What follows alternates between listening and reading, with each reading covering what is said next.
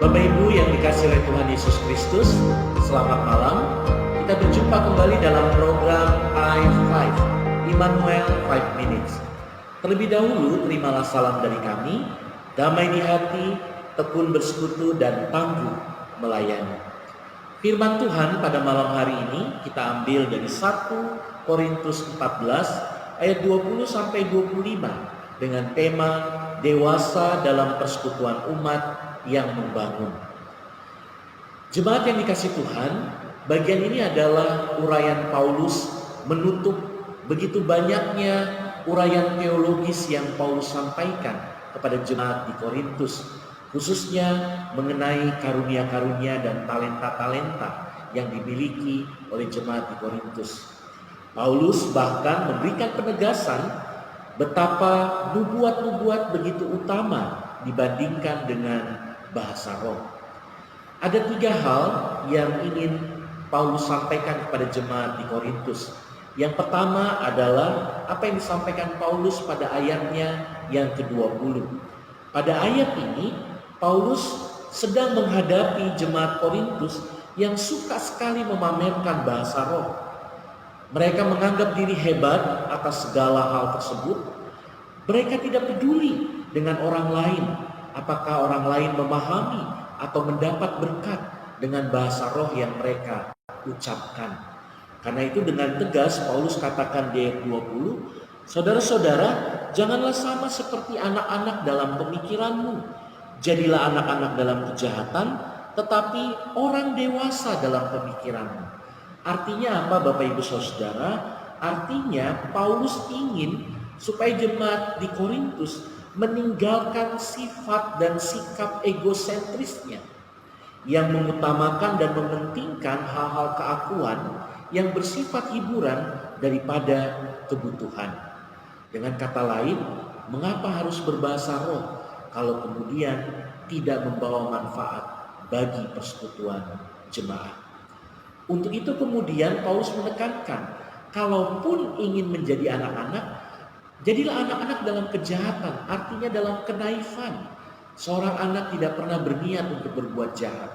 Tetapi kalau sudah kejahat itu dalam pemikiran, maka itu disengaja, tidak mau ditegur, dan dirancang sedemikian rupa. Berarti Paulus ingin mengingatkan, dewasalah dalam pemikiran. Bapak Ibu Saudara yang dikasih Tuhan, selanjutnya hal kedua dalam ayat 21, Paulus ingatkan, sebagaimana dahulu pada zaman Yesaya, Nabi juga mengingatkan kepada umat Israel dan menegur umat Israel dengan bahasa yang sebenarnya mereka bisa mengerti.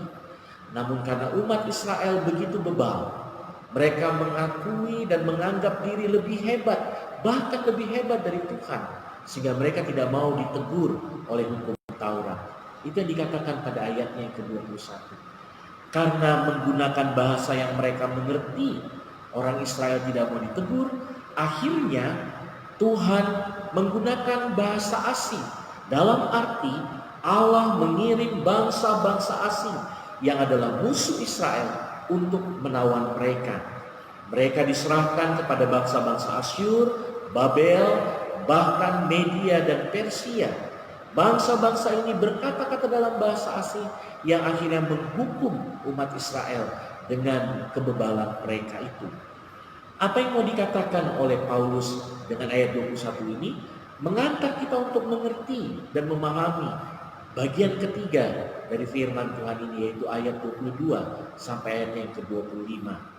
Bagi Paulus, yang pertama, menggunakan bahasa roh harus bisa dan harus disertai dengan penafsiran, sehingga orang yang mendengar bisa mengerti apa yang diucapkan.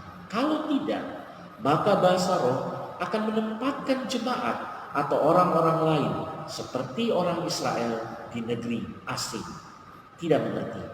Kedua, Paulus ingin menunjukkan bahwa jemaat yang suka memamerkan bahasa roh dalam ibadah sama seperti bangsa Israel yang sok dewasa dan berhikmat, serta tidak mau mendengarkan perkataan-perkataan yang seharusnya bisa dimengerti.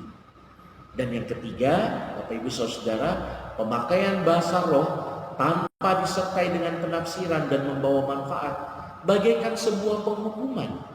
Orang tidak mengerti dan mendapat berkat, sementara orang yang menyampaikannya pun jatuh dalam pencobaan untuk membanggakan diri. Firman Tuhan pada hari ini boleh kita mengerti untuk menilai persekutuan jemaat kita sehari-hari. Adalah penting untuk mengingat dan memaknai apakah semua karunia dan talenta yang kita punyai, baik kita sebagai pelayan gereja maupun kita sebagai umat awam, warga jemaat biasa, kita menggunakannya dengan membawa manfaat dan untuk hormat kemuliaan bagi nama Tuhan, atau kita menggunakan talenta-talenta dan karunia yang kita miliki hanya untuk ego kita, diri kita, kemuliaan kita, tanpa peduli orang lain melihat, mengerti, merasakan, menikmati, dan bahkan boleh bermanfaat bagi banyak orang.